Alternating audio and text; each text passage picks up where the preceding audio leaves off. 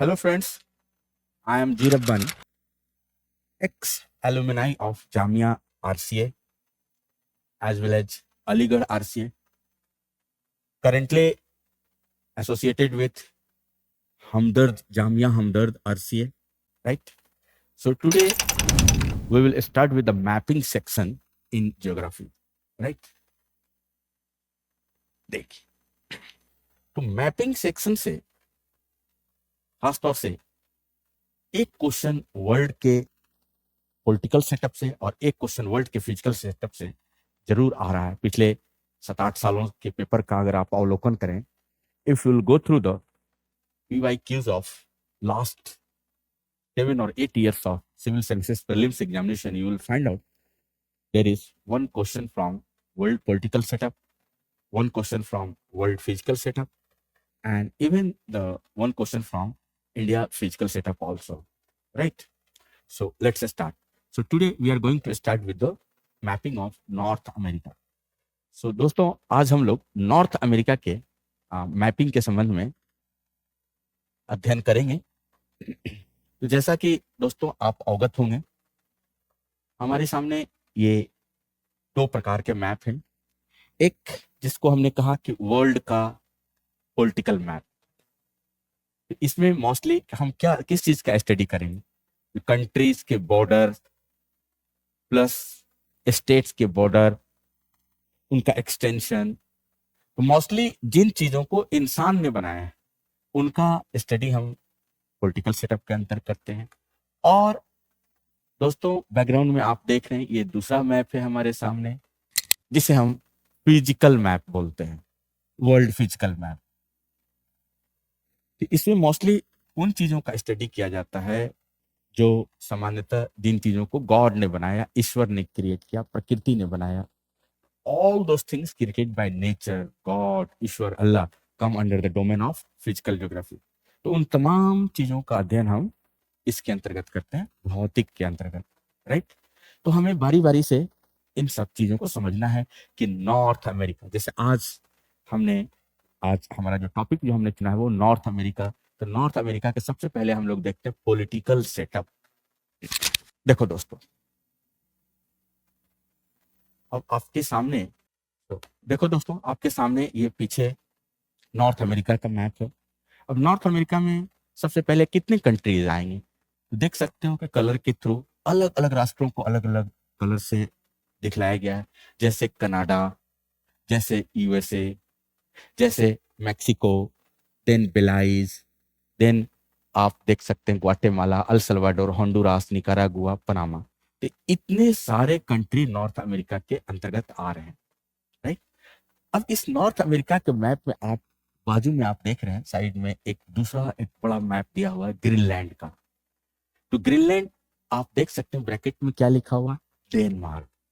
तो फिजिकली, भौतिक रूप से डेनमार्क, भौतिक रूप से Greenland it is more closer to North America. भौतिक रूप से ये नॉर्थ अमेरिका के समीप अवस्थित है, परंतु politically it is governed bye home? Denmark. तो ये भौतिक रूप से ये उत्तर अमेरिका के समीप है, परंतु इस पे शासन किसका है? डेनमार्क का शासन है। इसका पुराना नाम कालालित नुनात कहा जाता है। और आप देख सकते हो दोस्तों इस मैप में, पूरे संपूर्ण ग्रीनलैंड के मैप में आप देख सकते हो कि इसका नॉर्दर्न पार्ट ये कुछ ज्यादा ही एग्जेगरेटेड है, कुछ विशाल रूप से, कुछ विस्तृत रूप से प्रदर्शित किया गया है। तो वास्तव में ये मैप की विधि पे, मैप बनाने के मेथड पे डिपेंड करता है कि हम मैप बनाने की बहुत सारी विधियां हैं, जो कि ये हमारे अध्ययन का विषय नहीं है कि मैप बनाने की कौन कौन सी विधियां हैं, what are the different methods to draw the map. ये एक प्रैक्टिकल ज्योग्राफी का एक सब्जेक्ट मैटर है ये। परंतु एक जनरल स्टडी के लिए अगर हम बात करें, हम अपने सामान्य अध्ययन के दृष्टिकोण से, तो एक प्रोजेक्शन होता है जैसे कोनिकल प्रोजेक्शन, एक है सिलिंड्रिकल प्रोजेक्शन, एक नाम आता है मर्करेटर प्रोजेक्शन। तो ये वर्ल्ड मैप मर्करेटर प्रोजेक्शन पे बना होता है। इसमें क्या होता है कि पोलर एरिया जरूरत से ज्यादा एग्जेगरेट कर जाता है। तो Greenland it has been shown 7% larger than its actual size. तो ध्रुवीय क्षेत्र को अगर हम प्लेन पेपर, क्योंकि ध्रुव कैसा है? कर्व है, पोल की तरफ धरती कैसी है? पोल की तरफ कर्व है। और उसको हम प्लेन पेपर पे बनाने का प्रयास करते हैं, तो जिस कारण से उसका एरिया एग्जेगरेट हो जाता है, थोड़ा सा विकृति आ जाती है। अगर आप दिल्ली जैसे शहर में बजट में आईएएस की तैयारी करना चाहते हैं तो इस वीडियो को एंड तक जरूर देखें। ये है बनो आईएएस। इसको रन करने वाले हैं UPSC qualified ex civil servant and Jamia RCA alumni. यहाँ की फैकल्टी को ना केवल यूपीएससी एग्जाम का एक्सपीरियंस है बल्कि पढ़ाने का भी सालों का एक्सपीरियंस है। ये एक्सपर्ट फैकल्टी हर टॉपिक को अच्छे से एक्सप्लेन करते हैं, उसके बाद हर टॉपिक को डिक्टेट करते हैं ताकि आपके पास अपने खुद के हैंड रिटन नोट्स हो। साथ ही क्लास में प्रीलिम्स और मेंस के प्रीवियस ईयर क्वेश्चन को सॉल्व किया जाता है और डिस्कस भी किया जाता है। यहाँ पे आपको सिविल सर्वेंट्स जैसे कि आईएएस, आईआरएस और एक्स सिविल सर्वेंट्स साथ के साथ जामिया आरसीए के एलुमनाइज आपको पर्सनल मेंटरशिप देते हैं। डेली आंसर राइटिंग जो कि सारे टॉपर्स रिकमेंड करते हैं, इस पर यहाँ पे बहुत फोकस किया जाता है जो कि बाकी कोचिंग्स में नहीं होता है। इसके साथ ही आपको मिलती है प्रीलिम्स और मेंस की टेस्ट सीरीज जो आपको एग्जाम के लिए रेडी करती है। यहाँ के अगर हाईलाइट्स की बात करें तो स्मॉल बैच साइजेस जिसमें 60 स्टूडेंट्स होते हैं और जीएस कोर्स के साथ आपको एसए और सीसाइट की क्लासेस भी होती है जिसके लिए आपको अलग से पे करने की जरूरत नहीं है। और ये लोकेटेड है सुखदेव विहार मेट्रो स्टेशन के बिल्कुल सामने। तो देर किस बात की, आज ही स्टार्ट करें और अपने यूपीएससी के सपने को साकार करें। थैंक यू फॉर वॉचिंग बनो आईएएस।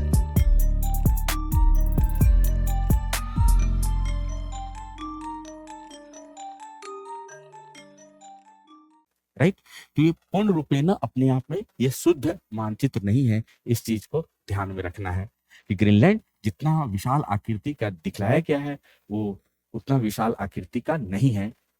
राइट, उसके उत्तरी हिस्सा वो थोड़ा सा विकृत रूप है, वो एग्जेगरेट कर गया है, 7% लार्जर दिखलाया गया है।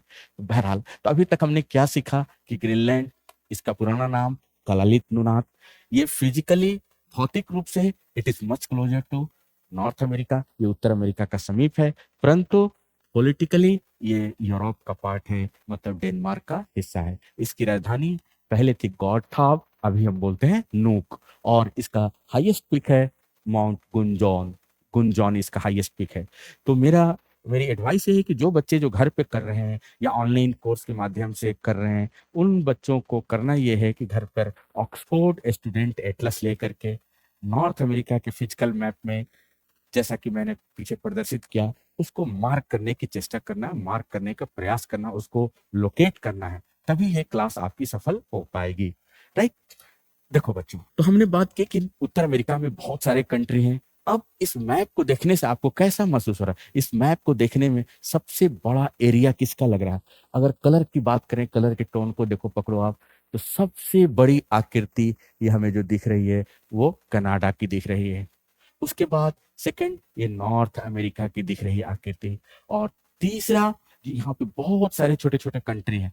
अब यूपीएससी क्या करती है, या बहुत सारे ऐसे एग्जामिनेशन है जो यूपीएससी लेती है, जैसे एनडीए में, सीटीएस में, या बहुत सारे ऐसे कॉम्पिटिटिव एग्जामिनेशन में, यहाँ कम से कम 7-8 कंट्री हैं। अब उनको वो अरेंज करने के लिए दे देती है एग्जाम में, यूपीएससी या अन्य कोई भी एग्जाम में उसको अरेंज करने के लिए देते हैं कि आप नॉर्थ टू साउथ या साउथ टू नॉर्थ अरेंज करें। तो इसके लिए एक कीवर्ड है दोस्तों, उस कीवर्ड को आप जरूर याद रखिए। वो कीवर्ड है my beautiful, my beautiful girlfriend Elisa has not come party. M for Mexico, B for Belize, G for Guatemala, EL for El Salvador, H for Honduras, N for Nicaragua, C for Costa Rica and P for Panama। तो इस keyword को आपने याद रखना है। North to south और south to north arrangement आप कर सकते हैं। तो my beautiful girlfriend Elisa has not come party, ये क्या बताया हमने? हमने ये बताने का प्रयास किया कि नॉर्थ अमेरिका के ये सभी कंट्री का जो है, कनाडा सबसे नॉर्थ में, देन यूएसए, उसके बाद ये छोटे छोटे कई राष्ट्र हैं, इनका उत्तर से दक्षिण और दक्षिण से उत्तर सजावट है। नॉर्थ टू साउथ और साउथ टू नॉर्थ इनका अलाइनमेंट है। राइट, इनकी सजावट है। तो एक एस्पेक्ट यहां से हो गया दोस्तों। अब देखिए दूसरी पहलू क्या है इसमें। सेकंड पहलू ये पूछता है कि कनाडा और यूएसए के बीच जो सीमा रेखा है, इस सीमा रेखा को क्या कहते हैं हम? तो दोस्तों आपको जानकारी होनी चाहिए कि कनाडा और यूएसए के बीच जो सीमा रेखा है इसे हम कहते हैं 49 degree parallel. 49 degree parallel. Parallel का क्या अभिप्राय है आगे क्लासेस में हम लोग चर्चा करेंगे। इसके लिए आप हमारी बन्नो आईएएस की वेबसाइट पे पुरानी वीडियोस देख सकते हैं। वीडियो की लिंक में डिस्क्रिप्शन में जाके देख सकते हैं, जहां हमने अक्षांश और देशांतर रेखाओं के बारे में चर्चा की है। You can watch our videos, more videos in our playlist. Okay, so आप देख सकते हैं, you will find out there I have discussed about the what is latitude, longitude, idea about concept about latitudes and longitudes. So what are parallels actually? Those lines which are drawn parallel to the equator are known as parallel. So वैसी रेखाएं जो विषुवत रेखा के ठीक समानांतर खींची जाती है उन्हें पैरेलल कहते हैं। तो ये विषुवत रेखा 0 डिग्री से ऊपर मतलब 49 डिग्री, ये एक लाइन हमने डिमार्केशन मान लिया, सीमा रेखा मान ली कनाडा तथा यूएसए के बीच। ये 49 डिग्री पैरेलल ये सीमा बनाती है। इस तरह के बाउंड्री को हम लोग कहते हैं एंटीसीडेंट बॉर्डर। एंटीसीडेंट बॉर्डर्स वैसी सीमा रेखा जिनका निर्धारण बस्तियों के बसाव से पूर्व किया गया। Those boundaries which were drawn prior to the evolution of any kind of human settlement। किसी भी प्रकार के मानव बस्तियों के बसाव से पूर्व अगर सीमा खींची जाती है, उस प्रकार की सीमा को हम पूर्ववर्ती सीमा एंटीसीडेंट बॉर्डर्स कहते हैं, पूर्ववर्ती सीमा कहे जाते हैं। तो इंडिया और पाकिस्तान की जो बॉर्डर है उसे हम कहेंगे super impose border. The border which were drawn after the evolution of the human settlement in the particular area। वैसी सीमाएं जिनका निर्धारण मानव की बस्तियों के बसाव के बाद किया जाता है उन्हें हम सुपर इम्पोज्ड बॉर्डर कहते हैं। परंतु वैसी सीमाएं जिनका निर्धारण मानव के बस्तियों के बसाव के पूर्व कर दिया जाता है उसे हम एंटीसीडेंट कहते हैं। जबकि भारत पाकिस्तान की सीमा का निर्धारण मानव बस्तियों के बसाव के बाद किया जाता है। इस कारण से उसमें कन्फ्लिक्ट के चांसेस ज्यादा होते हैं, यहाँ पर कन्फ्लिक्ट के चांसेस कम है। The most beautiful example of human understanding on the earth's surface is US-Canada border. There is not a single deployment of army here, right? So why? Because there was no settlement when these borders were drawn. So what kind of border it is? It is antecedent border और पूर्ववर्ती सीमा, right? तो 49 degree parallel Canada और USA के बीच सीमा निर्धारण करती है। Okay, आगे बढ़ते हैं दोस्तों। अब आप देखेंगे अपने मैप में दोस्तों तो पाओगे कि बहुत सारे जो कनाडा में टोटल जैसे 12 राज्य हैं और अमेरिका में कुल 50 राज्य हैं, कनाडा में 12 राज्य हैं। ये बड़े फेडरल राज्य हैं। बड़े संघीय राष्ट्रों को, बिग फेडरल कंट्रीज को हम बिग फेलाज कहते हैं। Large federal countries are known as big fellas. ये बड़े संघीय राष्ट्र हैं। तो बड़े संघीय राष्ट्रों में जैसे कनाडा के कुल 12 राज्य हैं। इन 12 राज्यों में आप देखोगे जैसे अल्बर्टा, सास्केचुआन, यूकॉन, ये मोस्टली स्ट्रेट लाइन है। सामान्यतः ये सीधी रेखा में गमन करती है। ठीक उसी तरह से आप पाओगे यूएसए में कुल 50 राज्य हैं। 50 स्टेट्स में से 40 states lies on the mainland whereas 2 states lies away from the mainland। अब 50 में से 48 जो राज्य हैं उनकी सीमाएं मुख्य भूमि पर हैं, बाकी 2 राज्य हैं उनकी सीमाएं मुख्य भूमि से दूर हैं। अब जो मुख्य भूमि पे जो राज्य हैं उनमें जैसे आप देखोगे वाशिंगटन लगभग स्टेट लाइन है, North Dakota, South Dakota, California, Louisiana, Virginia, लगभग सभी राज्यों की सीमाएं सीधी रेखा में। ऐसा लगेगा आपको, ऐसा प्रतीत होगा कि मैप रख करके किसी ने पेंसिल से खींच दिया, राइट? जबकि हमारे यहाँ की सीमाएं हैं, भाषाओं को ध्यान में रखा गया है, लैंग्वेज को ध्यान में रखा गया है। जैसे कर्नाटका कन्नड़, केरला मलयालम, तमिलनाडु तमिल, ओडिशा राइट, उड़िया लैंग्वेज, गुजराती गुजरात, मराठी महाराष्ट्र। नदियों को हमने कंसीडर किया है सामान्यतः, पर्वतों को कंसीडर किया है हमने सामान्यतः सीमा रेखाओं के निर्धारण में, जबकि ये थोपी हुई सीमाएं हैं। चलिए, तो इन बातों सबको गौर करना है आपको मैपिंग के दौरान कि आखिर ये रेखाएं सीधी क्यों हैं। कनाडा के भी बहुत से अधिकांश राज्यों की सीमाएं सीधी हैं, ऑस्ट्रेलिया के राज्यों की सीमाएं सीधी हैं, अमेरिका के अधिकांश राज्यों की सीमाएं सीधी हैं। अब इन 48 राज्यों में दोस्तों आप पाओगे कि 50 राज्यों में, सॉरी 50 राज्यों में आप पाओगे 48 तो मुख्य भूमि पर हैं और 2 इस मुख्य भूमि से दूर है। अब जो कलर यूएसए का ग्रीन, पैरेट ग्रीन कलर है, सेम अलास्का भी पैरेट ग्रीन कलर का। तो Alaska earlier it was part of Russia, Russia से परचेज किया था अमेरिका ने अलास्का को। रसिया ने उसको एक बेकार बंजर भूमि समझ करके, बैरन लैंड समझ करके अमेरिका को बेच दिया था 1801 1880 के दशक में, 80s के दौरान, राइट। बाद में यहाँ पर पेट्रोलियम निकल गए, ट्रांस अलास्कन पाइपलाइन है। उसके बाद यूकॉन एक ऑल सीजन तो नेविगेबल नहीं है, बाकी वर्ष के कुछ महीने नेविगेबल है। बाकी बहुत सारे वहां पेट्रोलियम के संसाधन, गोल्ड की रिसोर्सेस मिल गए हाल फिलहाल में। और 1960s के दौरान, कोल्ड वार पीरियड के दौरान ये एक बहुत ही महत्वपूर्ण एक स्ट्रेटेजिक लोकेशन के रूप में उभरा। आज रसिया को एहसास हो रहा होगा कि हमने क्यों बेच दिया इसको, अलास्का को बेकार समझ करके, राइट। अब जा देखो दोस्तों, तो इसमें 50 राज्यों में से 48 मुख्य भूमि पर, एक अलास्का मुख्य भूमि से दूर और दूसरा एक हवाई द्वीप, ये प्रशांत महासागर के बीच में। ये संसार का सबसे बड़ा ज्वालामुखी है क्षेत्रफल के संदर्भ में, हवाई द्वीप, जिसकी राजधानी होनोलुलु है और ये शुगर केन के फार्मिंग के लिए विख्यात है। यहाँ की जो सबसे प्रमुख, जो सबसे बड़ी जो ज्वालामुखी है उसका नाम है मौना लोआ, ये संसार की सबसे प्रमुख ज्वालामुखी। आगे हम लोग ज्योग्राफी, फिजिकल ज्योग्राफी क्लासेस में, करंट अफेयर में जैसे डिस्कस करेंगे कि पाइनएप्पल एक्सप्रेस क्या है, राइट। ये हवाई द्वीप से आती है, कुछ हवाएं कैलिफोर्निया की ओर चलती हैं और यहाँ के मौसम तंत्र को प्रभावित करती हैं। तो ये तो रही दोस्तों कुछ उसके पॉलिटिकल सेटअप के बारे में जानकारी नॉर्थ अमेरिका का। आप देख पा रहे हो कि ग्रीनलैंड और कनाडा के बीच में कौन सी जल संधि अलग करती है, तो डेविस स्ट्रेट। उसी प्रकार यूएसए, अलास्का और रसिया के बीच कौन सी जल संधि अलग करती है, उसको हम बोलते हैं बेरिंग स्ट्रेट। तो कनेक्ट किसको किसको करती है बेरिंग स्ट्रेट, आर्कटिक सी को और नॉर्थ पैसिफिक को कनेक्ट करती है, जबकि रसिया और अलास्का डेट इज यूएसए को अलग करती है। इसे बोलते हैं हम बेरिंग स्ट्रेट, राइट। इसी अलास्का का एक पार्ट है एलुसियन आइलैंड। ये एलुसियन द्वीप कई ज्वालामुखियों की श्रृंखला है, यहाँ पर कई ज्वालामुखियों की श्रृंखला है। और ये जब आप प्लेट विवर्तनिकी का अध्ययन करेंगे, प्लेट टेक्टोनिक्स का, तो वहाँ पाएंगे कि इसके पीछे क्या रीजन है। जब महासागरीय प्लेट, प्रशांत महासागरीय प्लेट जब दूसरी ओशियानिक प्लेट के नीचे जब सबमर्ज का सबडक्ट करती है, तो ये इन द्वीपीय चाप का निर्माण होता है, एक आइलैंड आर्क का निर्माण होता है।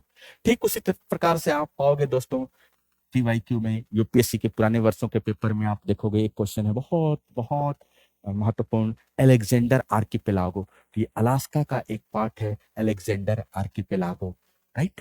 तो ये कुछ चीजें हमने दोस्तों डिस्कस की इसकी पॉलिटिकल सेटअप पे।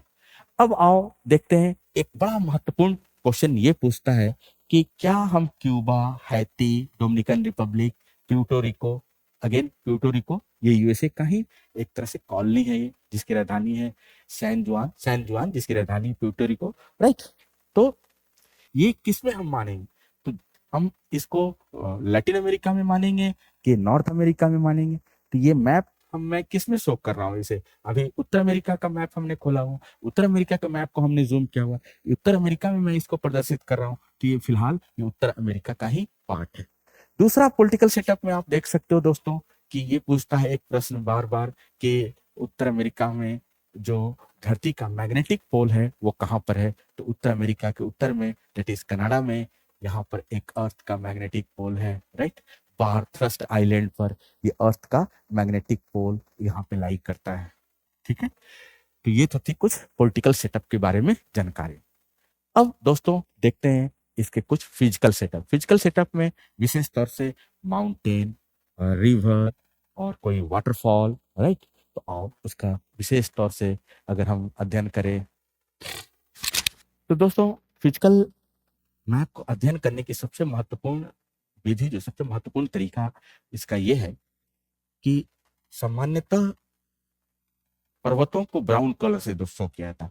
Usually mountains are shown with the brown colour and rivers are shown with the blue color, right?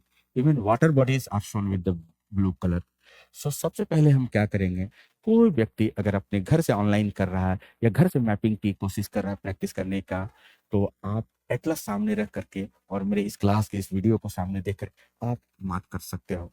एक एक जो उसके फिजिकल फीचर्स हैं आप उसे आइडेंटिफाई करने का प्रयास कर सकते हो। क्योंकि ये मैपिंग जो है सामान्यतः ये ज़्यादा सूट करता है ऑफलाइन में, जो बच्चे चूंकि पार्टिसिपेट करते हैं एटलस लेकर के आते हैं, तो वो थोड़ा सा एक एज होता है, एडवांटेज तो हम नहीं कह सकते, थोड़ा सा एज होता है क्योंकि वो पार्टिसिपेट कर रहे हैं, टीचर के नज़रों के सामने बैठे हुए हैं। आपको ऐसा नहीं कि कोई डिसएडवांटेज है, थोड़ी सी अगर आप मेरे क्लास के साथ चलोगे और इन चीज़ों को प्रैक्टिस करोगे, उसके स्किल्स को सीख लोगे, तो फिर कोई दिक्कत नहीं है, फिर आपको भी बहुत ज़्यादा एडवांटेज मिलेंगे, घर पे बैठे-बैठे भी आप कर सकते हैं। तो इसका बेसिक स्किल, बेसिक टेक्निक ये है कि इस मैप के अंदर जो आप एटलस जो फॉलो कर रहे हैं, आप देखिए उसमें कि ब्राउन कलर से क्या शो किया हुआ, तो ब्राउन कलर हाइट को शो करेगा यूजुअली। तो देखो अगर इस मैप में अगर मैं मार्क करूं, बात करूं नॉर्थ अमेरिका के सारे आपके मैप्स की आपके फिजिकल फीचर की, तो ब्राउन कलर से हमने कहा कि माउंटेन को शो किया हुआ। तो देखो दोस्तों,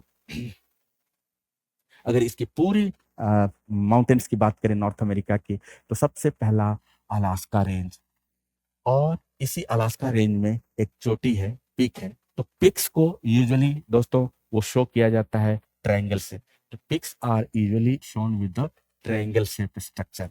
ये ट्रायंगल हाइट को इंडिकेट करता है, ऊंचाई को, एलिवेशन को शो करता है। अगर यही ट्रायंगल उल्टा होगा तो ये डेप्थ को, गहराई को शो करेगा। तो देखते हैं नॉर्थ अमेरिका में जैसे कि अलास्का रेंज, तो अलास्का रेंज में इसकी जो सबसे हाईएस्ट पीक है, पूरी उत्तर अमेरिका की सबसे हाईएस्ट पीक, उसका नाम है माउंट मैकिनली। और दोस्तों इसका करंट अफेयर, जो बच्चे तैयारी कर रहे होंगे, करंट अफेयर से के संपर्क में होंगे, उनके अवगत होंगे कि इसका नया नाम, माउंट मैकिनली का नया नाम है माउंट देनाली। तो देनाली बराक ओबामा के समय ये नाम चेंज कर दिया गया था, राइट, जब यूएस प्रेसिडेंट थे बराक ओबामा, उस दौरान माउंट मैकिनली का नाम माउंट देनाली कर दिया गया था। देनाली वहां की एक ट्राइब है। तो कुछ भी इंफॉर्मेशन उसके आसपास की, इर्द गिर्द की चीजें, चाहे देनाली ट्राइब पूछ लिया जाए आपसे, माउंट मैकिनली पूछ लिया जाए आपसे, कुछ भी पूछ सकती है यूपीएससी, राइट।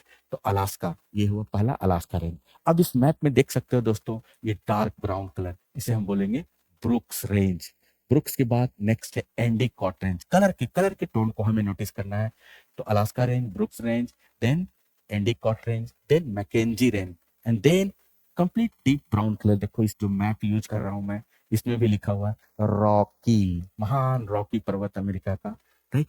और कोस्ट के किनारे, तो कौन सा कोस्ट, इधर कौन सा पर्वत, कौन सा तट है, तो ये प्रशांत महासागर, पैसिफिक ओशियन और उत्तर अमेरिका के कोस्ट के सहारे सहारे, this one is coastal range, right. तो Alaska range, Brooks range, Endicott, Mackenzie, then we have Rocky के बाद कोस्टल रेंज निचले भागों में आकर के ये दो शाखाएं इसकी निकलती, दो ब्रांचेस, एक का नाम है कास्केड, दूसरा का नाम है सियरा नेवादा। इसी सियरा नेवादा कोस्टल रेंज के बीच में सिलिकॉन वैली है, जो कि सिलिकॉन वैली तमाम आईटी इंडस्ट्री के लिए विख्यात है, जहां इस सिलिकॉन वैली के अंदर सैक्रामेंटो और सैन जैकवान दो नदियां गिरती हैं, और इसमें सैन फ्रांसिस्को नाम का प्रमुख शहर जो है विद्यमान है इसके अंदर, राइट। और अगर हम बात करें इसी रॉकी का आगे एक्सटेंशन नॉर्थ अमेरिका में ही, तो Sierra Madre and then Sierra del Sur, right, Sierra Madre और सियरा डेल सुर। अब देख सकते हो कि दो माउंटेन के बीच में प्लेटू, प्लेटू एक टेबल जैसी आकृति होती है। प्लेटू को आज भी फ्रांस में हम कहते हैं कि प्लेटू डी ला टेबलू डी ला फ्रांस, प्लेटू डी ला टेबलू डी ला फ्रांस। इसे सेंट्रल मैसिव भी कहा जाता है, इसे मेसेटा भी कहा जाता है स्पेन में, इसे इवन हाईलैंड भी कहा जाता है। तो ये प्लेटू के अलग अलग एक तरह से प्रकार भी कर सकते हैं, या उनके अलग अलग क्षेत्रों में अलग अलग नाम भी आप इस सेंस में समझ सकते हैं, राइट। तो उत्तर अमेरिका और कोस्टल रेंज के बीच में यहाँ है कोलंबिया का पठार, इसी पर है स्नेक रिवर प्लेटू, कोलंबिया का पठार, और इसी पे आप मार्क करोगे दोस्तों, तो ये स्नेक रिवर प्लेटू, कोलंबिया का पठार और स्नेक रिवर प्लेटू। पूरी नॉर्थ अमेरिका की सबसे बड़ी जो प्लेटू है उसका नाम है ग्रेट बेसिन। ये उत्तर अमेरिका का सबसे बड़ा पठार है। देन उसके बाद कोलोराडो पठार, इस कोलोराडो पठार की जो सबसे प्रमुख नदी है उसका नाम है कोलोराडो रिवर, कोलोराडो पठार पे कोलोराडो नदी, जिसपे हूवर डैम अवस्थित है। नेक्स्ट देख सकते हैं दोस्तों, इधर ईस्ट की तरफ ब्राउन कलर, तो ईस्ट की तरफ ये ब्राउन कलर आपका एप्लेशियन माउंटेन। एप्लेशियन ये यूएसए से लेकर कनाडा तक विस्तृत है। एप्लेशियन, इसके एक भाग को कहा गया ब्लू रिज और इसके एक दूसरे भाग को कहा गया एलेग्नी माउंटेन। इसी का आगे एक्सटेंशन है कनाडा में नोट्रे डैम के नाम से विख्यात है। इसी का एप्लेशियन पर्वत का विस्तार है। अगर ये तो रही दोस्तों सारे पर्वत के सारे माउंटेन्स के नाम हैं। These are the important mountain systems of North America you must know for the general study. Like once again I am going to repeat: Alaska Range, Brooks Range, Endicott, Mackenzie, Rocky, Coastal Range, Cascade and Sierra Nevada. And then towards the east we have Appalachian, Blue Ridge, Allegheny and then Notre Dame Mountain. Right, now move on to some important rivers of North America. So rivers are usually shown with the blue color. So इसे हम अपने Atlas में कैसे पहचाने, कैसे mark करें? तो जहां जहां देखो मैं एटलस में शो कर रहा हूँ कि एप्लेशियन के वेस्ट में ये महान जो झीलें हैं, 5 जो ग्रेट लेक्स हैं, ग्रेट लेक्स में कौन कौन सी लेक्स आते हैं? जैसे Superior, Michigan, Huron, Erie, Ontario. ये पांचों नाम आपने याद रखने हैं। तो इसमें से एक ओंटारियो झील के नॉर्थ से निकलती है कौन सी नदी? सेंट लॉरेंस नदी। और ठीक इसी जगह पे आप अपने एटलस में मार्क कर सकते हैं, राइट, सेंट लॉरेंस। इस पे क्यूबेक और मॉन्ट्रियल नामक शहर है। देन दूसरी एप्लेशियन के ईस्टर्न साइड से आप देख सकते हैं नेक्स्ट एक रिवर है, छोटी सी नदी है, हडसन नदी। हडसन नदी पे न्यूयॉर्क शहर है जो कि न्यूयॉर्क लॉन्ग द्वीप पर अवस्थित है, LONG, लॉन्ग आइलैंड पर अवस्थित है। नेक्स्ट है दूसरा आपके रॉकी के ईस्टर्न साइड से जो महान सबसे बड़ी नदी जो यहाँ के उत्तर अमेरिका की मिसिसिपी और मिसौरी नदियां निकलती है। ये दोनों नदियां मिसिसिपी, मिसौरी, ये सेंट लुइस के पास मिलती है, राइट। और ये जाके फिर अंततः ये नदी कहाँ वाटर डिस्चार्ज करती है? गल्फ ऑफ मैक्सिको में। ये संसार का सबसे बड़ा गल्फ है जिसका नया नाम है गल्फ ऑफ अमेरिका। और इस मिसिसिपी, मिसौरी, इसका जो डेल्टा है वो मोस्टली बर्ड फूट डेल्टा है, पंजा का डेल्टा बनाती है। इसके जो डेल्टा के पास जो शहर है वो न्यू ऑर्लिन्स शहर अवस्थित है। नेक्स्ट अगला है दोस्तों Saint Lawrence, then Hudson, then Mississippi, Missouri. Next है Rio Grande river. Rio Grande नदी ये यूएसए और कनाडा के बीच ये संसार की second longest international riverine boundary बनाती है। यह उत्तर में ये अमेरिका, यूएसए और मेक्सिको के बीच संसार की द्वितीय सबसे लंबी अंतर्राष्ट्रीय नदी सीमा बनाती है रियो ग्रांडे। देन अगर वेस्ट की तरफ हम देखें दोस्तों तो वो है वेस्ट की तरफ है कोलोराडो नदी। कोलोराडो पर है हूवर बांध। और हूवर कोई भी नदी है, नदी के क्रॉस अगर हम बांध बनाएंगे तो आसपास जलराशियां फैल जाएंगी। उसे हम रिजर्वायर, मैन मेड जलाशय, मैन मेड रिजर्वायर भी बोलते हैं। जैसे लेक मियाद, लेक मियाद यहाँ का एक प्रमुख जलाशय है। उसके बाद नेक्स्ट कोलंबिया नदी। कोलंबिया नदी पर एक प्रमुख बांध है ग्रैंड कूली और कोलंबिया की एक ट्रिब्यूटरी है स्नेक रिवर। नेक्स्ट है मैकेंजी रिवर जो कि ग्रेट स्लेव लेक से निकलती है। ग्रेट स्लेव लेक से निकल के ब्यूफोर्ट सागर में गिरती है। और देन है यूकॉन, यूकॉन बेरिंग सागर में गिरती है। तो ये थी अमेरिका की कुछ प्रमुख नदियां। तो अगर इस तरह से कलर के टोन पे अगर यहाँ के फिजियोग्राफी को अगर हम पकड़े तो आप देखोगे कि वेस्ट की तरफ नॉर्थ अमेरिका के पश्चिमी भाग में सामान्यतः पर्वत श्रृंखलाएं हैं, ब्राउन कलर है। और इसके सेंट्रल पार्ट में ये ग्रीन कलर है, मान में लो लैंड है यानी कि प्लेन रीजन है। और ईस्टर्न पार्ट पे एक और माउंटेन है एप्लेशियन, मतलब दोनों तरफ माउंटेन, ईस्ट की तरफ एप्लेशियन, वेस्ट की तरफ रॉकी और बीच में ग्रेट प्लेन। तो आप देख सकते हो इस मैप में क्या लिखा हुआ है, great plain of North America, या नॉर्थ अमेरिका का ब्रेड बास्केट कौन सा है, यही है रॉकी और एप्लेशियन के बीच में। इसके अलावा आपको इसमें मैपिंग में और क्या देख सकते हैं, तो देखो दोस्तों रिवर और माउंटेन के बाद कुछ लेक्स हैं। तो नॉर्थ अमेरिका के अगर लेक्स की बात करें तो कनाडा के सबसे नदर्न मोस्ट पार्ट में आप देखेंगे great bear lake, then great slave lake. ये आपको क्रोनोलॉजी याद रखनी है। Great bear lake, then great slave lake, then reindeer lake, then Winnipeg lake, Winnipegosis lake, lake of woods, then Superior, Michigan, Huron, Erie, Ontario. Huron और Superior झील को सू नामक canal, सू नहर इन दोनों को जोड़ती है। इसे सॉल्ट सेंट मैरी भी कहा जाता है, सॉल्ट सेंट मैरी भी कहा जाता है। ये तमाम झीलें एक कनाडियन शील्ड पर अवस्थित हैं। तो अब शील्ड क्या होता है, तो इसके लिए आपको फिजिकल ज्योग्राफी की हमारी प्लेट टेक्टोनिक्स वाली वीडियो देखनी पड़ेगी, या महाद्वीपीय विस्थापन की कॉन्टिनेंटल ड्रिफ्ट की वीडियो आपको देखनी पड़ेगी, तभी आपको समझ में आएगा कि शिल्ड क्या होता है, शिल्ड, क्रेटॉन ये क्या होते हैं, प्लेटफॉर्म क्या होते हैं। ये प्रचुर मात्रा में मिनरल से भरे होते हैं। These are full of mineral resources. संसार में सबसे ज्यादा निकेल का उत्पादन इन्हीं लीन झील, छोटे छोटे छोटे छोटे असंख्य झीलें यहाँ पर, इसे हम लीन झील प्रदेश कहते हैं, LYNN, लीन। तो इनमें तमाम कई तरह के निकेल के रिसोर्स, निकेल भरा हुआ, राइट, निकेल के संसाधन है। लैब्राडोर, ये लोहे के खनन हेतु प्रसिद्ध है, लैब्राडोर पेनिनसुला। उसके बाद हैलिफैक्स, इसका एक प्रमुख फिशिंग पोर्ट है हैलिफैक्स। न्यू फाउंडलैंड एप्पल वगैरह के लिए विख्यात है, राइट। और हैलिफैक्स के समीप ग्रैंड बैंक है, जो कि फिशिंग ग्राउंड है, जो कि मछली के उत्पादन के लिए प्रमुख है। ये थे तमाम चीजें दोस्तों यहाँ के खास, जैसे लोकल विंड्स वगैरह, चिनुक और संता अन्ना कैलिफोर्निया में। जब आप लोकेशन से वाकिफ हो जाएंगे, कैलिफोर्निया कहाँ है, लॉस एंजल्स कहाँ है, तो ये कोई बहुत बड़ी बात नहीं है कि आप उसको लोकेट कर पाएं कि संता अन्ना कैलिफोर्निया में, चिनुक वैंकूवर के पास। जब वैंकूवर की जानकारी होगी तो चिनुक स्वतः ही आपको कोरिलेट कर पाएंगे। नेक्स्ट है यूएसए कनाडा के बॉर्डर पर विनीपेग के आसपास पंपास ग्रासलैंड। तो पंपास एक प्रमुख ग्रासलैंड है जहां पर सामान्यतः एनिमल हस्बेंड्री वगैरह के लिए बहुत विख्यात है। तो यह कनाडा और यूएसए के बीच एक प्रमुख एक ग्रासलैंड है, जो कि गेहूं की मंडी के रूप में विख्यात है। तो ये थी तमाम फिजिकल ज्योग्राफी की जानकारी नॉर्थ अमेरिका के संबंध में। आशा करता हूँ आपको वीडियो पसंद आया होगा। आगे की दक्षिण अमेरिका और अन्य महाद्वीपों के अदर कंटिनेंट्स के वीडियो को देखने के लिए हमें लाइक और सब्सक्राइब करें। धन्यवाद। Thank you so much for patiently listening me. अगर आप दिल्ली जैसे शहर में बजट में आईएएस की तैयारी करना चाहते हैं तो इस वीडियो को एंड तक जरूर देखें। ये है बनो आईएएस। इसको रन करने वाले हैं UPSC qualified ex civil servant and Jamia RC alumni.